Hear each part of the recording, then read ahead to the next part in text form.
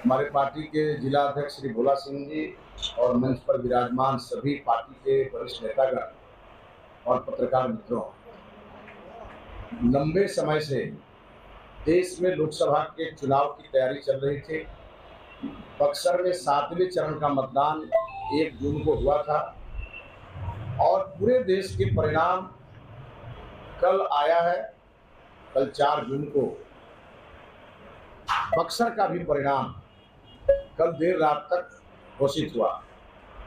क्योंकि मैं बक्सर भारतीय जनता पार्टी और एनडीए का के कैंडिडेट होने के नाते मेरी पूरी नज़र कल के मतगणना पर भी थी, तो मेरा पहला रिएक्शन ये है कि लगभग 4,08,000 से भी अधिक वोट मुझे इस चुनाव में बक्सर की महान जनता ने मुझे दिया है। बक्सर की महान जनता ने देश के माननीय प्रधानमंत्री आदरणीय नरेंद्र मोदी जी को विश्वास किया है, भारतीय जनता पार्टी एनडीए को विश्वास किया है और जो 2 महीने तक यहाँ मैंने सघन चुनाव प्रचार किए, मैंने जनता से वायदे किए और जनता के बीच रहकर काम करने का मैंने जो संकल्प लिया था, बक्सर की महान जनता ने 4,08,000 से भी ज़्यादा वोट दे करके मुझे अपना ऋणी बनाया है। मैं सबसे पहले बक्सर के सभी परिवारजनों को हृदय से धन्यवाद देता हूं, जिन लोगों ने इस परिस्थिति में मोदी जी का साथ दिया, भाजपा का साथ दिया और मेरा साथ दिया। मैं भी उनका साथ कभी छोड़ने वाला नहीं। यह जनादेश हृदय से स्वीकार करता हूं। यह जनता का दिया हुआ जनादेश है और इस जनादेश का मैं सर झुका करके सम्मान भी करता हूं। जो इस चुनाव में जीते हैं, मैं उनको बधाई भी देता हूं।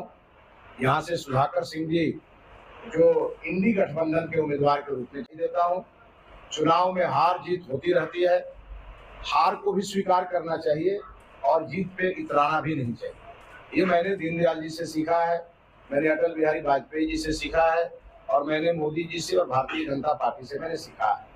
और इसलिए तनिक भी मन के अंदर न कोई उदासी है, न मन के अंदर कोई घबराहट है और न मन के अंदर कोई थकान है। इसलिए पूरी तरह से निष्ठा के साथ, ऊर्जा के साथ और अपने सभी कार्यकर्ताओं के साथ बक्सर की सेवा 5 साल, जब तक अगला चुनाव नहीं आ जाता तब तक बक्सर के कार्यकर्ताओं के साथ मिलकर के बक्सर की जनता का सेवा करूंगा और खुट्टा गाड़ करके इस बक्सर में बक्सर के हर गलत काम का विरोध करूंगा। क्योंकि मैं यहाँ विपक्ष में, जो जीते हैं वो सत्ताधारी दल के सांसद कहे जाएंगे और मेरी अपेक्षा होगी। मैंने बक्सर में बक्सर को बनारस बनाने का संकल्प लिया था। यह संकल्प कुछ दिनों के लिए जरूर टल गया, क्योंकि मैं सांसद होता तो मैं तुरंत इसके लिए पहल करता। अब चूंकि मैं सांसद नहीं हूँ, पार्लियामेंट में नहीं बैठ सकता, मेरे पास सांसद का लेटर पैड नहीं है, इसलिए बक्सर को बनारस बनाने का जो मेरा सपना था वो थोड़े दिनों के लिए रुक गया। लेकिन बक्सर को लंदन बनाने वाले लोग, बक्सर को अमेरिका बनाने वाले लोग, जो राष्ट्रीय जनता दल के उम्मीदवार ने अपने चुनाव में ये वायदा किया है कि वो बक्सर को अमेरिका और लंदन बनाएंगे, मैं इंतजार करूंगा कि वो बक्सर को अमेरिका और लंदन जैसी बक्सर बना करके दें। यदि उन्होंने बक्सर को लंदन और अमेरिका बनाया तो अगले चुनाव में मैं उनका भी समर्थन करूंगा। इसीलिए मैं हर हाल में चाहता हूं कि बक्सर का विकास हो, बक्सर में अमन शांति और चैन रहे और बक्सर आगे बढ़े, क्योंकि बक्सर एक सामान्य लोकसभा नहीं है। बक्सर देवी देवताओं की पुण्य भूमि है, ऋषि महर्षियों की तपस्या स्थली है, प्रभु श्री राम की ज्ञान स्थली है और हमारे महान तपस्वी विश्वामित्र जी की तपोस्थली है। और वामन भगवान ने इस धरती में अवतार लेकर के इस धरती को अवतारी भूमि एक तरह से घोषित किया है। इसलिए मैंने अपने जितने मेरे संकल्प थे उन सभी संकल्पों को जनता के सामने रखा था।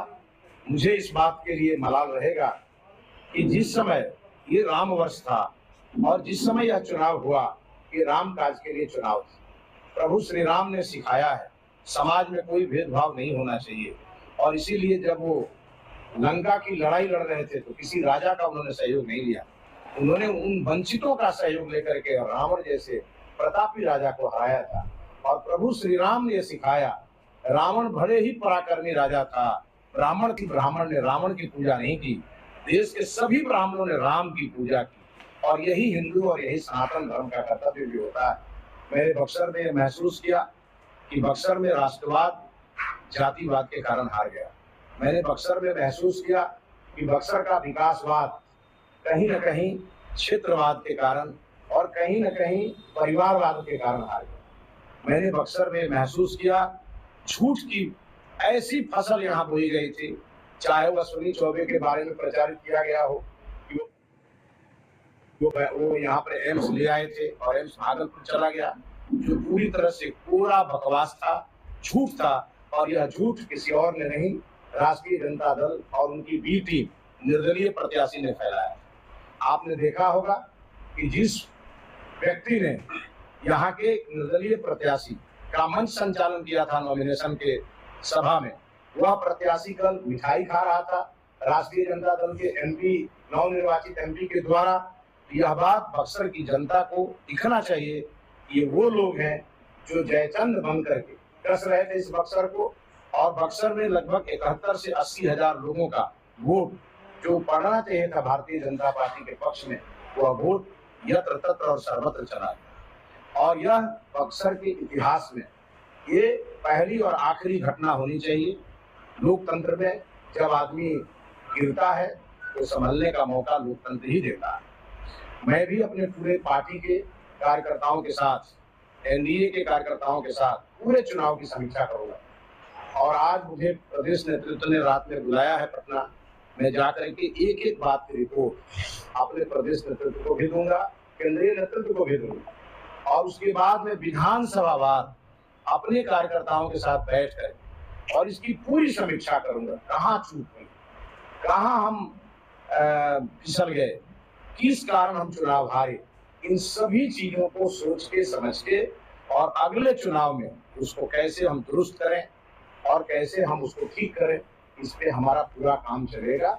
मैं पार्टी का प्रदेश महामंत्री भी हूँ, इसलिए मेरी जिम्मेवारी है, यदि हमारा संगठन कहीं कमजोर रहा, कहीं हमारा संगठन अगर किसी कारण से सुस्त रहा तो कैसे वो चुस्त हो, और अगर कमजोर रहा तो कैसे वो मजबूत हो, इसकी भी पूरी जिम्मेवारी मेरे ऊपर। इसलिए मैंने अपने जिला अध्यक्ष को कहा है, प्रत्याशी मैं कल तक था, आज से मैं पार्टी का प्रदेश महामंत्री हूँ और अब दिन रात एक कर दूंगा, लेकिन बक्सर की संगठन को मजबूत। और अगले विधानसभा चुनाव में बक्सर में 6 विधानसभा कैसे जीते, इसके लिए मैं प्राण लगा। और साथ ही साथ बक्सर एक देवभूमि भी है, तो हमारे देवी देवताओं का हम पर बहुत आशीर्वाद। मैंने बक्सर के किसी मंदिर को छोड़ा नहीं, हर मंदिर में मैंने मत्था टेका है। तो कुछ कमी मुझमें ही रह गई होगी, जिसके कारण हमें विजय श्री का आशीर्वाद नहीं मिला। वो कमी भी मैं आगे के दिनों में पूरा करूंगा और हर हाल में अगला लोकसभा चुनाव भारतीय जनता पार्टी जीतेगी। मैं आज फिर आप लोगों को कहता हूँ, अगर पार्टी अगली बार मुझे उम्मीदवार नहीं भी बनाएगी तो जिसको बनाएगी उसको उसके साथ खड़ा होकर के मैं उसको जितवाने का काम करूंगा। मैं पार्टी के साथ कभी गद्दारी नहीं कर सकता। पार्टी मेरे लिए माँ के समान है और माँ जो निर्णय करती है बेटे को मानना चाहिए।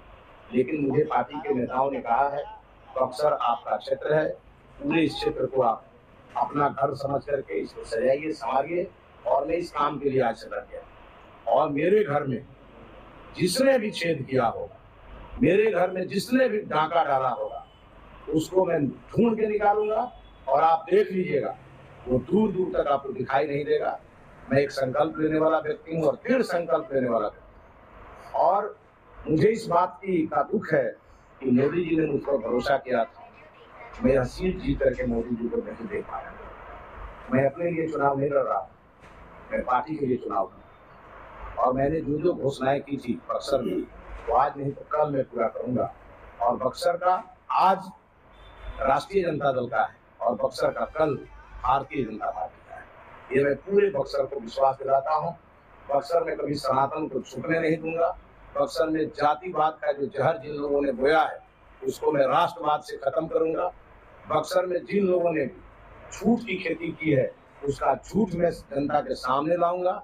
और उन लोगों को जैसे पत्थर का चना चबाने का आनंद मिलता है, वैसा आनंद जो आनंद के लिए बहुत बेचैन थे लोग, उनको मैं भी अब एक विपक्ष का सशक्त सिपाही बन करके और उनको आनंद की अनुभूति भी कराऊं। इसलिए आज मैं सभी प्रेस मीडिया के भाइयों को बहुत बधाई दूंगा।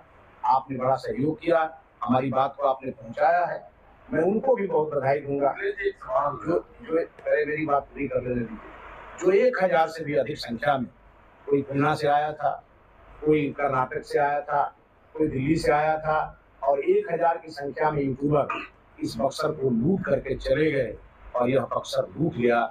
मैं वैसे लोगों को भी बधाई दूंगा कि लूटने आए थे और लूट करके चले गए।